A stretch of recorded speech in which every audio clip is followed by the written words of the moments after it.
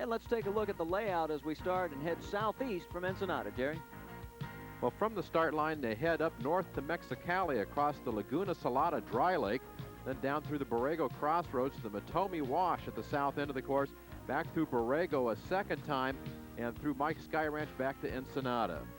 Taking a look at the conditions for today's race, it is absolutely gorgeous, but the temperature will range throughout the day from a high of 80 down to 42. The skies will remain clear.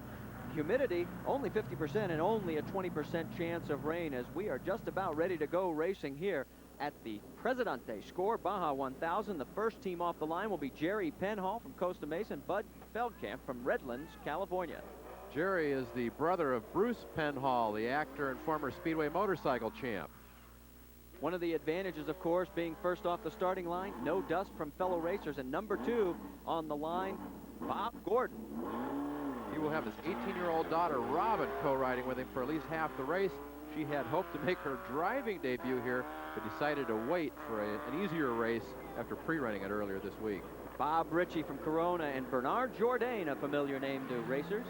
He is the former Indy 500 Rookie of the Year. He's still recovering from some injuries suffered in the Indy Series. I don't know if this is good therapy for that or not. Larry Raglan from Phoenix, Arizona, and one of the trucks to watch. It's been a disappointing season for this Chevy Super Truck so far, Marty, but the team says watch out for them in this race. They've got it sorted out. Notice how slowly they are coming off the starting line. The sun is right in their eyes, and this huge crowd is pressed right along the edge of the track. Coming up now, the Iron Man, Ivan Stewart from Alpine, California. You know, we had a chance to talk to him before the race, and even Ivan said he never expected to dominate the 1990 racing season the way he has this year. In fact, he says it may never be done again. I've had some dreams that this would happen, but in reality, it's an unreal year. 11 wins we've had already between Mickey Thompson and HDRA. And the truck, we haven't worked on that race truck one time, Marty, during the race. It's amazing. I mean, that is a record in itself, that you can make a truck run as long as that truck is run, and it's competitive without working on it. You've already made history with what you've accomplished by winning both championships in the Stadium and the Desert Series, but you can cap it off here, can't you? Well, we'd like to finish every mile of every race, and that would mean finishing the Baja 1000, but, you know, we want the icing on the cake. We want to win this one, too. And I think we have a... if the odds makers were looking at us, we'd have to have the odds in our favor. It's probably the most relaxed I've ever seen you coming into this event. Well, I think that's because the championship's sewn up, the pressure's off. The same thing in Candlestick Park the other night. There was no pressure, and it made racing a complete different atmosphere. You know, we still wanted to win. The same thing down here, but the pressure of the championships are gone. The manufacturers are happy. All the sponsors are happy. Toyota, Yokohama, they couldn't be happier. Now I can go make myself happy. Well, he's going to make us happy, too, because he's going to give us a ride inside his Toyota with our in-car camera. Well, the impression here, Marty, is that Ivan is really running flat out. But if the race were on the line, if this were the last few miles of the race, he could go about 20 miles an hour faster, believe it or not, and we've seen him do it this year. Now, the thing to remember is you see sometimes a group of spectators, in fact, we're coming up on one. This means look out, watch. Ivan will slow down because they set booby traps, and there is one. They built a little mound there and a mud puddle. They've run a farmer's field irrigation out through there, and the drivers think when they see something like that, there's trouble ahead, and usually there is. There's a lot of mischievous spectators out here. So not only do you have to worry about the course, you got to worry about the booby traps. Stay with us. We'll be back with more. Earlier, he has won just about every major off-road race except the Baja. He's driving today like he intends to remedy that situation. Now, you have to remember we have 188 starters, so while some are already racing on the course, there are others just coming off the starting line. This is Frank Vessels from Mountain Center, California. He is in his last ride with the Nelson & Nelson team, and he wants to do well here today. Another man to watch out for in Class 8, Walker Evans from Riverside. That's 500 cubic inches of Dodge V8 power. He's the only other man besides Robby Gordon to win this race in a truck, and this has been his best year in a long time. And there is the man that everybody's keeping their eyes on. Robby Gordon pulls out, and they'll be chasing down both Walker Evans and Frank Vessels. And here is Brian Stewart from Lakeside. This is the son of Ivan. He has had a great year. He had the Class 8 points championship wrapped up until he got disqualified at a race 2 races ago. Now on the course, we are into the Pine Forest section. Bob Gordon running second overall, and here comes Ivan Stewart pacing himself at this point. He's 7th. Another team making a move to the front here early on. Tom Bradley, senior and junior from Las Vegas. You notice there's a lot of wind kicking up through here. Back at the starting line, Rod Hall has already clinched the Class 4 championship after surrendering it last year to Jack Johnson. The man from Reno very happy to have that winner's championship trophy coming his way again. Now here is Timmy Lee Pruitt from Moreno Valley, California, and he is attempting something very unusual for a Class 4 truck. That is to finish every mile of every race this year. Well, here's an interesting vehicle. Bob Nestea from Kamloops, British Columbia. Now, the truck is powered by propane gas. Before the race, Bob talked about why his team went with propane. We toyed with the idea a few years ago, and then we decided we'd go at it for a couple of reasons. One was a sponsorship, and it has really paid off. And the other one is that no matter how rough it gets, propane runs the same. You can stand on your nose, on your tail, you can run upside down. It runs the same. Fuel mileage is usually very consistent because it's a demand style fuel rather than pumping it down the hole, and you don't end up with raw fuel going up the exhaust pipe. So jetting doesn't become a problem as the elevation changes for you? We've done a few little trick things in this. When we go in elevation, we actually have a gauge on the dash that tells us whether we're too rich or too lean, and we can actually adjust our mixture as we're on the run. You also mentioned one of the reasons that you did this was because of cost, because fuel in Canada is so expensive. Yeah, well, up there we're looking at nearly $3 a gallon for gas, and propane's half that cost. And it's a very big market up there of converting trucks to propane. And that's one of the reasons for sponsorship, is that they came forward and said we'd like to push this program of propane powering trucks. So here we are. Now back out on the course, Frank Scoop Vessels is having a real tussle trying to stay in front of Robby Gordon, who is right behind him through this section. This is great racing action. You've got to remember they're racing against the clock, but sometimes we get lucky like this particular moment where we will see from our in-car camera inside Robby Gordon's truck as he tries to nail down and pass Frank Vessels. Ooh, he blasters him in the back there. Frank knows he's there now. Yeah, that's a gentle nudge called nerfing in the sport. Well, right there, Marty, we could see the value of extensive pre-running. We'll take another look at it here from the helicopter view. Robby knew that he could take a left turn here, and that the course that he was going to go off on would rejoin the main course. There are a lot of washouts here in the Pine Forest, a lot of dead ends, roads that go nowhere, and he knew that this particular road was a good one. So a clean pass for Robby Gordon, but whoa, this is not so clean. Harvey Risen has found a ditch. But believe it or not, I think the same vehicle went in that same ditch here a couple of years ago at this race. Well, you can see the winds are tossing our helicopter around. Let's check in with Walker Evans and see how things are going on the course. Walker Evans, this is Marty Reed at ESPN. Do you hear me? I sure do, Marty. Go ahead. Walker, the wind up here is blowing us all over creation. What's it doing to you guys down in the race course? Well, sometimes it's real good, and then other times the wind blows straight at you, leaving you with a lot of dust in your face. But for the majority of it, it's pretty good. Now, we're in the early goings here, and you're moving your way up along with Frank Vessels and Robby Gordon in through the Class 1-2 cars. Any difficulties in passing? Well, no, everything seems to be running fine. You know, it's awful early in this game, so we're just kind of letting it run along here, trying to play it pretty safe so we don't knock any tires off this truck, but it's going good. We'll check back with you later. Good luck. Thanks, Marty. Well, a good run so far for the Walker Evans team. They've had a good run going pretty much all year. Now let's go inside. This is our Nissan in-car camera with Roger Mears, and he is closing in on a slower vehicle. Now he is back in Class 7 and in a heated battle with Manny Esquera. We should point out there's the overall championship going on, which is for every racer on course, but then their individual class championships as well.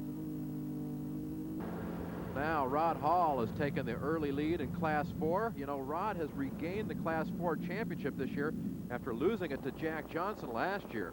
But he told us earlier he's not resting back in his shop in Reno. No, not old Rod. Well, it's going to be a very interesting year for us again because we're going to start off with a brand new Dodge next year. And it's like all the rest of the new trucks, it isn't ready. And in fact, Dick Maxwell from Chrysler says, Rod, when do you think you're going to be testing that new truck so you'll have it all ready for partners? I said, well, you know when we'll test, Maxwell. We're going to be testing at Parker. That's the way we do these things, you know. And so probably when I go to Parker, I'll have maybe 20 miles on the truck, and we'll think it's race ready, and we'll probably race 20 miles, and then we'll get the toolbox out. Nothing like a little honesty. I'll tell you, you ask Rod a question, he'll give you a straight, honest answer. Stay with us. We will be back with more of the Presidente Score Baja. The Presidente Score Baja 1000, and Larry Raglan continues to lead. And back inside with Ivan Stewart in our Toyota in-car camera. We see Ivan is going through a real blind section here in the pine forest. Now up on the left here, oh, we see another one of those booby traps that the spectators have put out there. Rocks they dug out the side of the track. You got to watch that through here. There's a lot of that stuff that goes on. Well, he has moved up to 5th now overall, but as you said, it still appears that he's got a nice steady pace.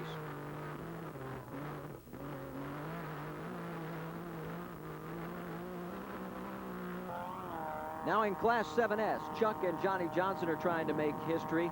No one has won the Baja 1000 more times than John Johnson. He has done it a total of 12.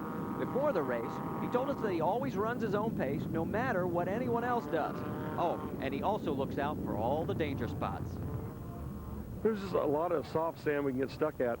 It goes around a dry lake that is really soft sand right here, and you go over 10 feet, and it's undermined with water. You can just sink it right to the frame, and it doesn't look wet. It's got about a 2-inch layer of mud and blow sand on top of it. And I think everybody that's been here so far, all the good drivers have been stuck this weekend out there practicing. Well, the Johnson & Johnson team has an outside chance at winning the Class 7S title, but they've got to hope that Rob McCachran finishes 7th or worse, and I don't think that's going to happen today. Well, and they must win the race. And by the way, we should point out, Chuck and John are not related. Back inside with Roger Mears and our Nissan in-car camera. Now, he is coming up along behind a buggy here, trying to pass him, and that's a radio keying we see in the picture. Whoa, wait a minute. Roger Mears has slipped off the edge of the road, and it looked like that same booby trap area that Ivan Stewart managed to negotiate. But look at this, Jerry. Somehow he's gotten the truck off of its side and is now down in this gully. Now what does he do? This is very soft sand here, and he's worried that he's going to get stuck. He's in a dead-end area.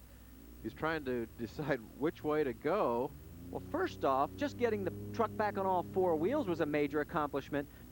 What he did was kind of clever. He just stayed on the throttle. The left rear wheel finally bit, spun him back over on all 4s. Well, now here's the second part of the challenge. Can he get up out of the wash? And look at Tony Alvarez and Roger are celebrating. They have done it. They are back on course and underway. A great move for Roger Mears and the Bud Nissan team. Now, here is the 7 4x4 champion for 1990, already clinching the title, the team of Paul and Dave Simon. They have had a seesaw day already, Marty. They were ahead in their class. They had to stop and change a tire. You see there's no spare tire on the truck right now, and now they're behind, but they're catching back up.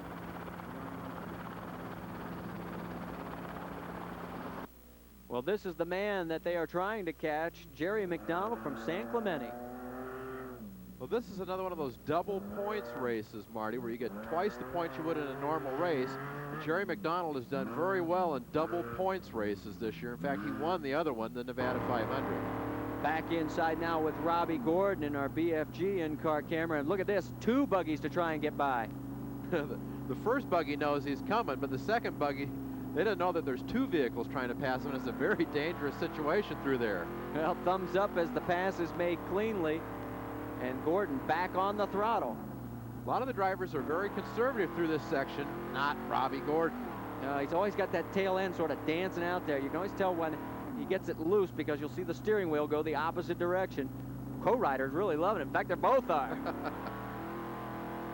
Well, that's Mike Schofstall in there right now. He'll trade off the second half of the race with Bob Bauer. Well, Gordon first in class, and here is Scot Mcmillan beginning to make a move. He has moved up to 3rd in class, as we've just learned that Walker Evans has dropped back a spot.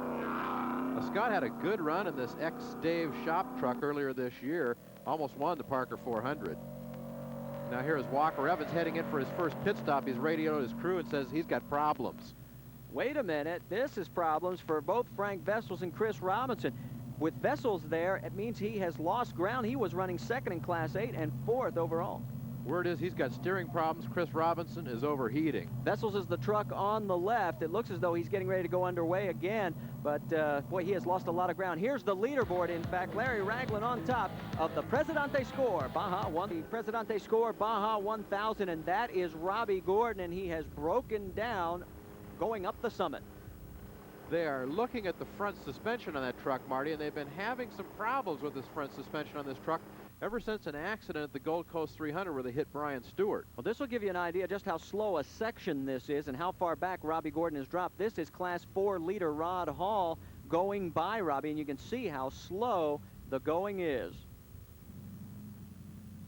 Yeah, now they're looking underneath the front of that truck, and that is right where they plastered Brian Stewart. That's a very high-tech front end, and once you have an accident there, it's hard to ever get it all straightened out. Now, the next truck past this scene where Robby Gordon is broken down is that of Mike Swellinger, and he honks at Robby as he goes by. And now I think Marty Reed has made his way down to talk to Robby Gordon about what's wrong. Robby, what happened? We were just coming up through here, and one of these rocks got in there and broke our sector shaft and lost the brake caliper. We're just going to be down here for a little while. But not terminal. Not terminal. Not terminal, but it is significant. He is not going to win this race now.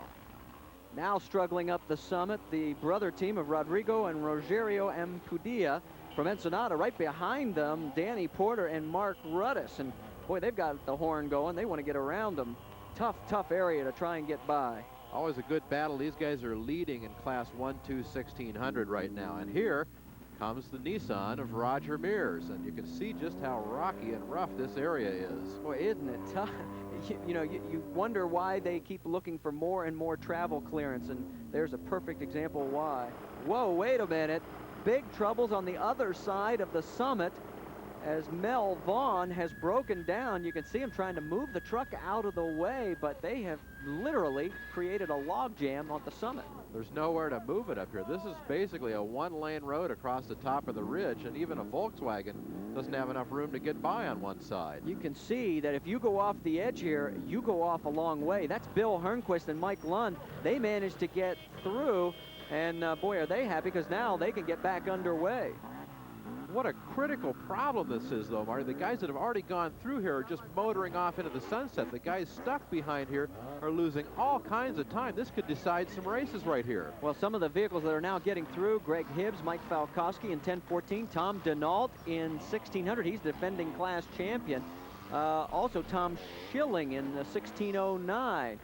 Coming through now, looks like Willie Melencon. Look out, they are a little far over. That's Melencon, and boy, is that close. If he rolls over there, Jerry, he is just going to keep going for about 300 feet straight down. Now, here's an example of what we were talking about. Here comes Mike Swellinger. Rod Hall has already gone through here. He is miles ahead now. This guy, Swellinger, is trapped back here. He's already lost almost an hour. Rod Hall, meanwhile, is up in the top 10 overall. And impatient to get going again. And here comes Jerry Mcdonald leading in Class 7 4x4, but Jerry is in the verge of going over. Now this four-wheel drive vehicle, look at that, the right front tire is up off the ground. Look out, Jerry. It looks like he has gotten himself stuck. This could cost him the race. Well, here comes Roger Mears past. Now Mears is going to take a huge advantage over Manny Esquerra in this Class 7 battle. Word is that Manny is stuck on the other side. He's going to have to get some repairs. He's going to be an hour or two behind Mears before he gets out of here. I had wondered why we had not seen Manny Esquerra, and now we know the reason why. He is far back, and boy, look at the precarious position of Jerry Mcdonald. I don't know how he's going to get out of where he's at. I can tell you, though, he is going to lose the class lead right here. That blue and white Ford Ranger coming down the hill, that's Darren York, and he is going to take over the lead in that 7 4x4 class, and right behind him is Paul and Dave Simon's Ford Ranger, and they're now into second place. Well, stay with us. Here's the leaders in the overall battle at the Presidente Score Baja 1000. It's Larry Raglan, followed by Bob Gordon, Ivan Stewart, Scot Mcmillan, and his father, Corky. Stay with Baja 1000, Marty Reed and Jerry Garrett, and this is Roger Mears with the hammer down, approaching a Class 4, and it looks to be Timmy Lee Pruitt.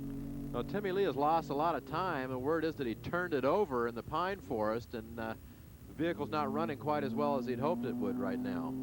Well, you see both drivers put hands up, signifying they're aware of each other's position, so I would expect, and yes, there's Timmy Lee Pruitt pulling out of the way, and Roger Mears goes on past in the Bud Nissan and extends his lead. Now here's a man on the move, Dave Ashley, defending Class 3 champion. Let's try and talk to him in our air-to-ground interview system. Dave Ashley, this is Marty Reed. We just saw you fight your way through that big traffic jam up on the summit. Give us your version of what happened. Well, I really don't know, Marty. All I saw was I saw the state council truck sitting off to the right, and Jerry McDonald along with a buggy down off in a ditch. How much did it delay you? Because a lot of those cars were stuck there for quite a while. Well, I got real lucky. It didn't delay me at all, and when we got to the bottom, I got to pass a whole lot of them right at one time. Well, he has moved into the top 10, believe it or not, overall. He has already passed over 100 vehicles thanks to that traffic jam. Well, here is Timmy Lee Pruitt once again. Now, he's lost quite a bit of time because of that accident, but a very interesting person. Not as heavily financed as some of the other teams, but just as dedicated to winning, which he did earlier this year at the Nevada 500. We had a chance to spend some time with him earlier this year.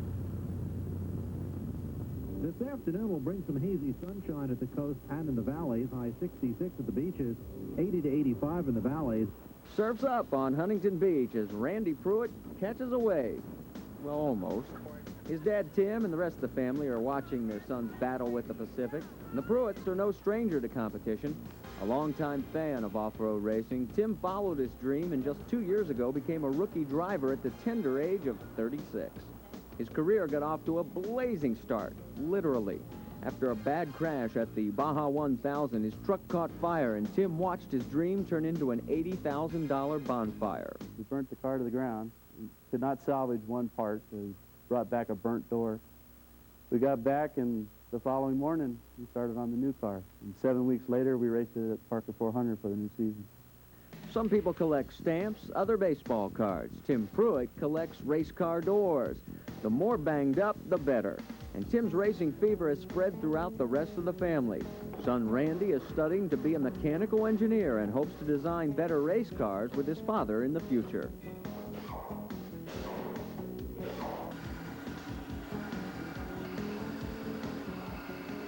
I got married for the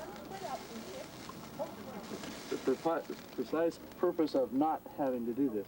This is the first time I've ever seen you barbecue. Is this for the benefit of the camera there?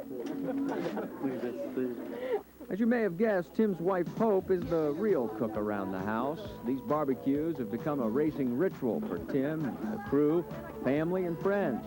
But Hope does much more than just grill burgers and franks. She's more or less the assistant team manager. She, everything from hotel rooms to making sure we got food to making sure all the guys show up when we're leaving. It takes 15 people to a race. The logistics in there is just tremendous. And it doesn't stop there. Hope's even climbed behind the wheel herself a few times. You see, for Tim Pruitt, to live life is to chase dreams. The dream is that much sweeter when shared with family and friends. This is what I enjoy doing. You know, that's from the heart.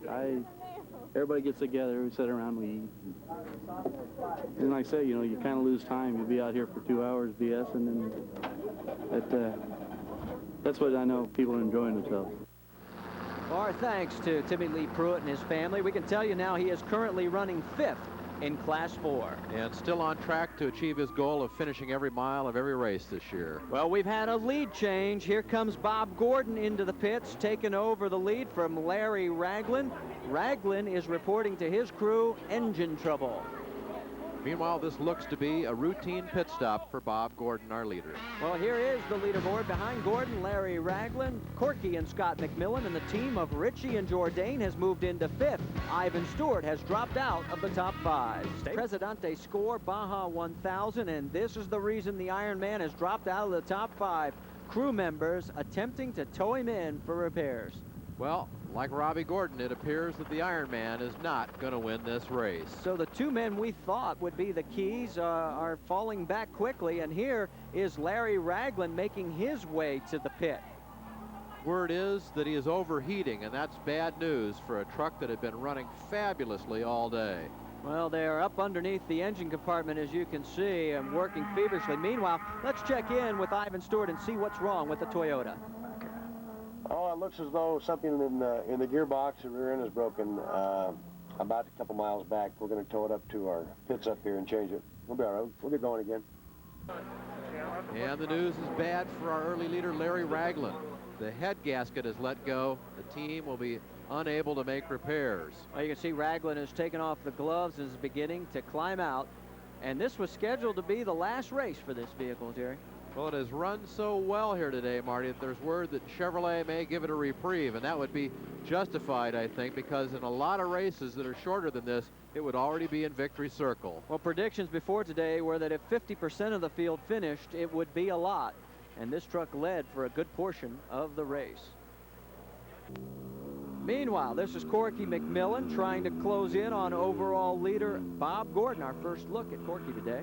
The Mcmillans used to be the first family of Baja racing, and now here is his son, Scot Mcmillan, who is out in front in the Class 8 race at the moment. In fact, we can tell you now that Walker Evans and Frank Vessels have dropped out of the race. Robby Gordon is running again, but is far behind and has no chance of repeating as the Baja 1000 overall champion. Here is the team of Bob Richey and Bernard Jourdain. They are running a steady pace, and they have moved into the top 5. Now here is somebody that's an unusual member of the top 10. This is Hartman and Wolfram Klawitter's Baja Bug, and you can see that they've thrown the right front wheel off and run into the pits here on the rim, but it does not look like they have damaged the vehicle at all. Yeah, this is why they tell you never drive to the gas station on the rim, folks, because that's what it looks like by the time you get there. Here comes Class 4 leader Rod Hall making his first trek by the Borrego pits and in fine shape. And here comes the number 2 vehicle currently in Class 8. This is Chris Robinson. And he is just ahead of a hard-charging Brian Stewart, who's come back from a 2-hour transmission change. Greg Vaughn from Fullerton, California. He is running second in Class 5 to the Klawitters. Good Class 5 battle, 2 vehicles in the top 10 overall. Now Class 7S, that's Rob McCachran running a comfortable second. And as we said earlier, Rob needs only to finish 7th or better to clinch the 7S title, and that's provided that Chuck and Johnny Johnson stay in the lead and win. Rob talked about how this fact would affect his race strategy. Well, yeah, that's right. What we're going to do with the Jeep is we're going to go out there and start. Of course, we want to win the race, but I can't quite go at that at the beginning. We're going to start out slow, see what happens, see if the cars break down. It's a really tough course this year for our trucks. There's a lot of hard pulls and everything. At the end of the race, you know, the last 200 miles or so, if we're in the hunt for winning, we're going to go for it and win. You know, that's what we want to do. Right now, we're on 4 in a row for the truck, so we want to make it 5 and go out with a bang. Sensational year in the desert for McCachran. He is in the top 3 overall in points in this series. He says he wants to go out with a bang. He means that he is getting a big promotion next year to drive Robby Gordon's truck out here in the desert. Yeah, he'll be taking over Gordon's seat in the Class 8 Ford as well as the Stadium Series. Back inside with Ivan Stewart, you can see that the Toyota's transmission problems are solved, and he is flying, trying to make up the ground. Now, let's give you a rundown of what he has won so far this year in the Score HDRA Series. First at Parker, first at the Nissan 400, first at the Baja Internacional, first at the Fireworks 250, first at the Nevada 500, first at the Gold Coast 300, and second at San Felipe 250. It has been just a spectacular year. Let's just sit back for a minute and ride along with the Iron Man.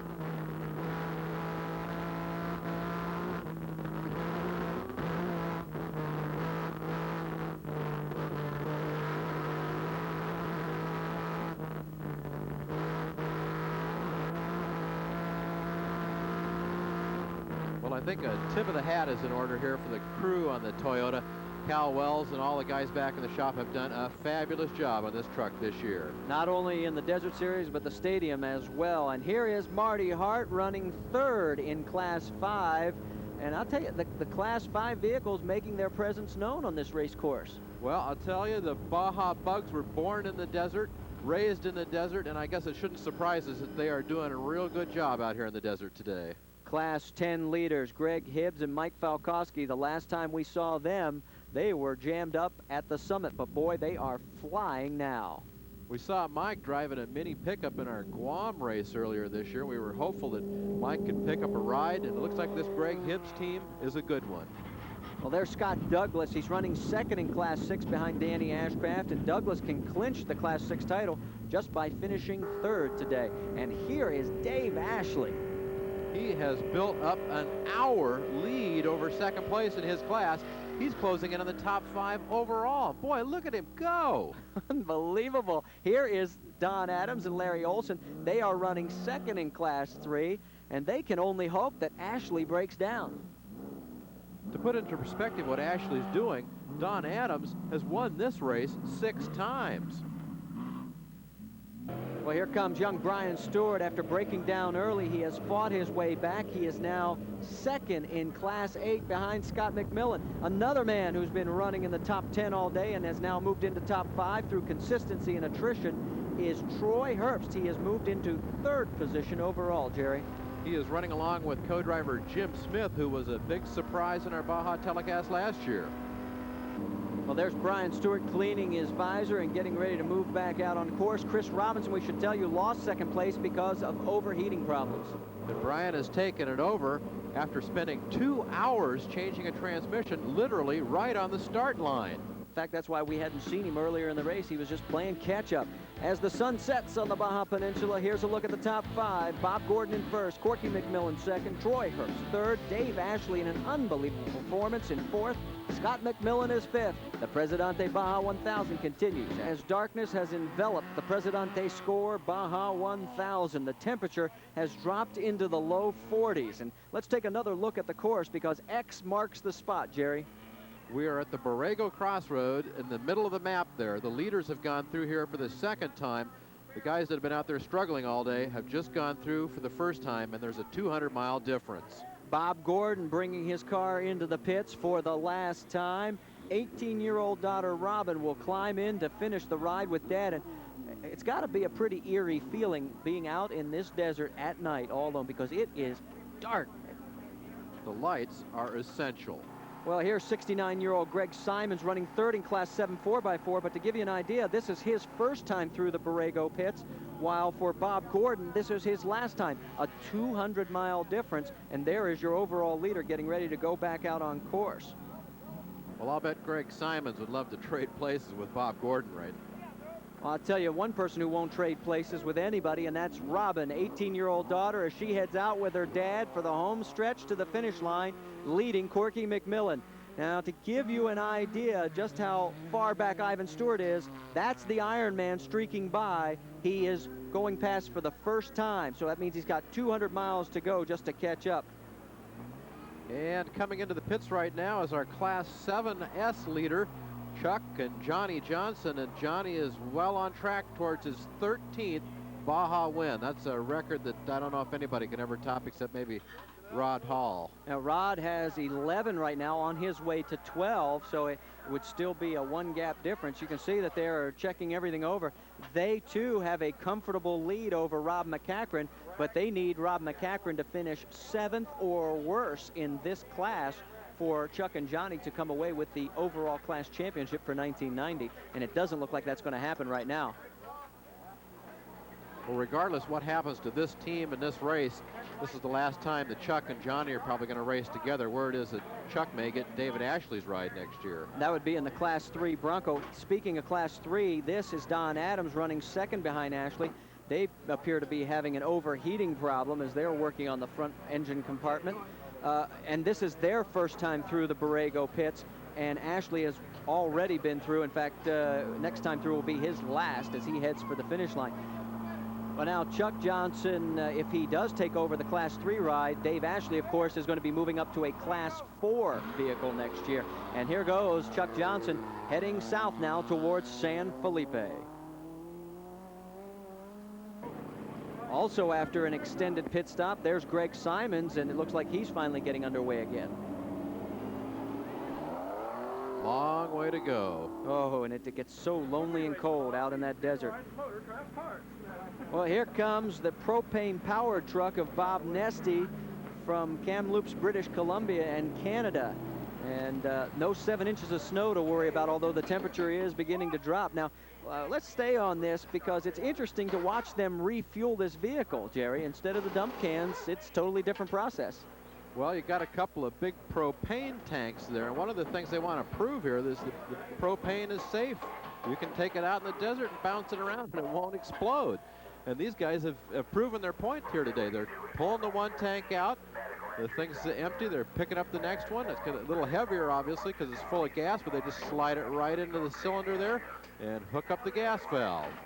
And they say that they can go just as long, just as far, and just as fast as everybody else. And so far, they're proving it. They're running 5th in class. Now, that is Rob McCachran running 2nd in Class 7S behind Chuck and Johnny Johnson as he pulls into the pits. And there is Bob Nestea, refueled, ready to go. And before the race, all Bob wanted to do was finish. Well, he is well on his way to doing just that. Now this will give you just an idea how big of a lead that Bob Gordon has. Remember, he went through here a little while ago. There is Corky McMillan, the 2nd place vehicle going through now. And the most amazing performance, in my opinion, there is Dave Ashley. He is 4th overall, leading Class 3 by well over 150 miles. Whoa, Jerry. Rick Seaman's truck looks to be in some terrible shape.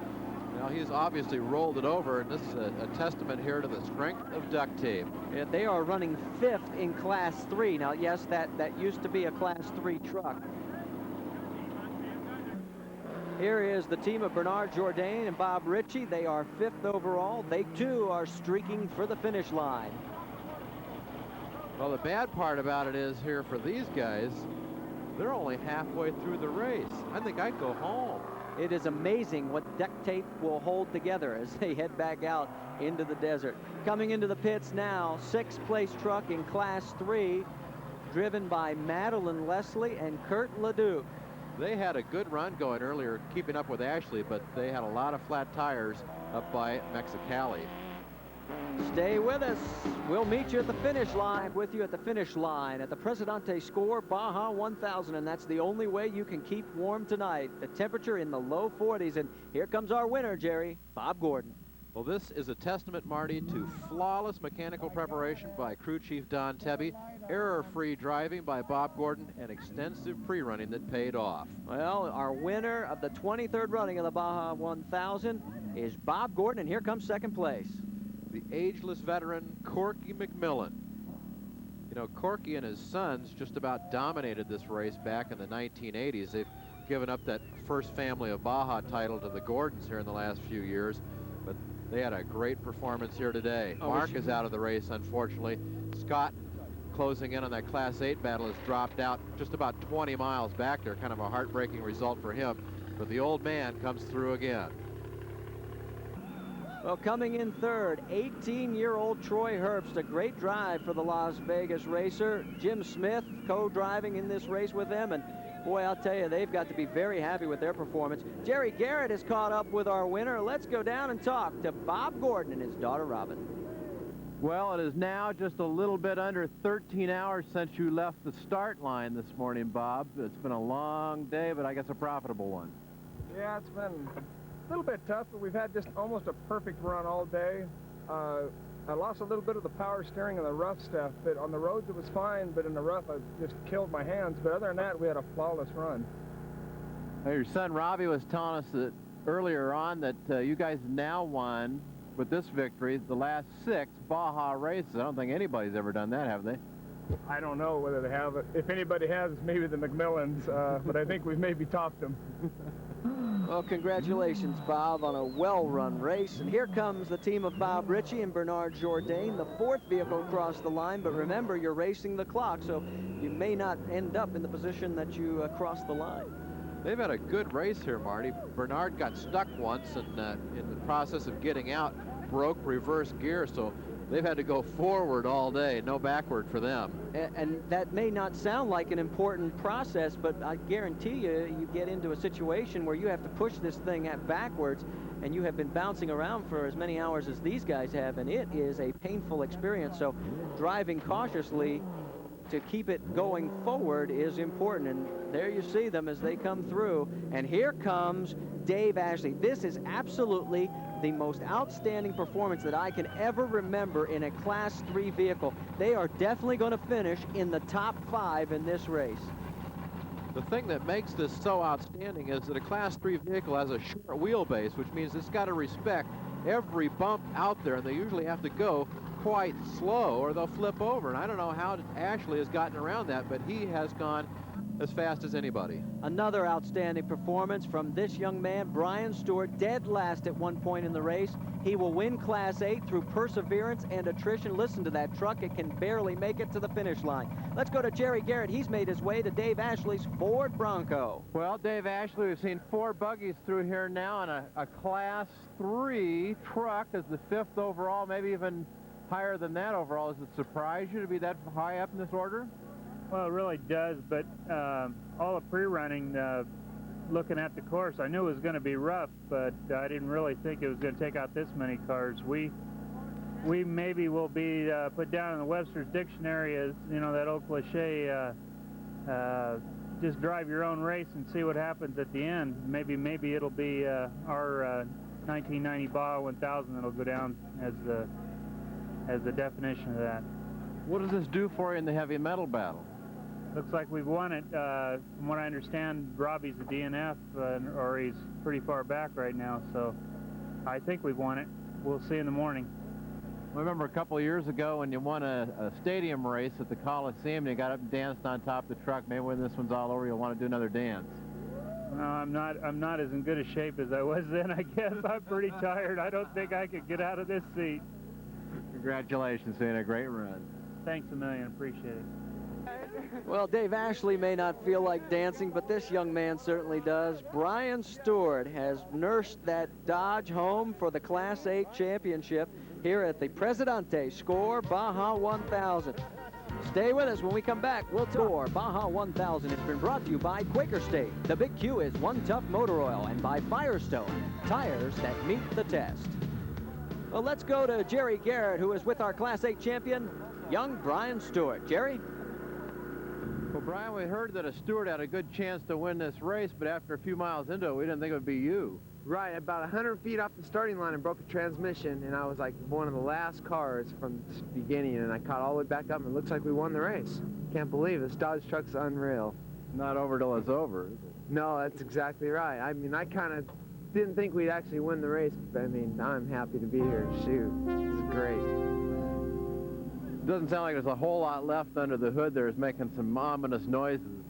Yeah, it's a header's broke. I mean, this poor truck, I can't believe what it went through. I went the whole way without one flat tire. I mean, that's unbelievable. Never got out of the truck. Once we got going, it was great. Well, as you take a look at the top 10, we'll also tell you what's unbelievable is that only 89 of 188 vehicles finished this race. That is 47%. Now, while we've got a chance, let's also take a look at all the class winners, Jerry. In Class 1-2 unlimited engines, Bob Gordon the winner. Ivan Stewart was 6th and 13th overall. In 1-2 with 1600cc engines, Rodrigo and Ruggiero Ampudia from Ensenada. Dave Ashley and Rod Hall winning Class 3 and 4. Bob Nestea finished 4th in Class 4. Lee Pruitt was 5th.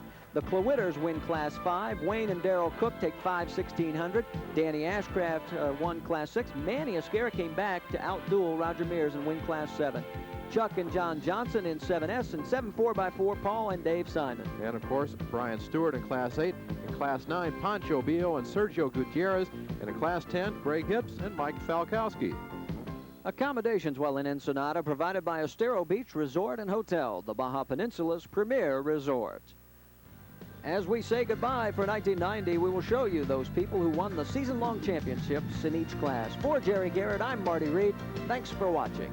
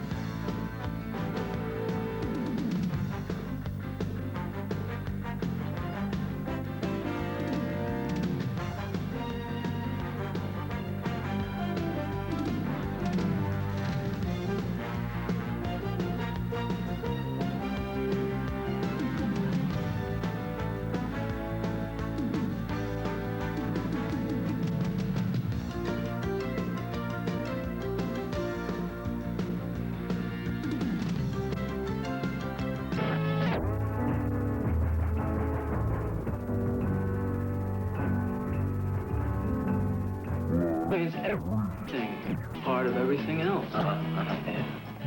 They're the Cosmo Changers.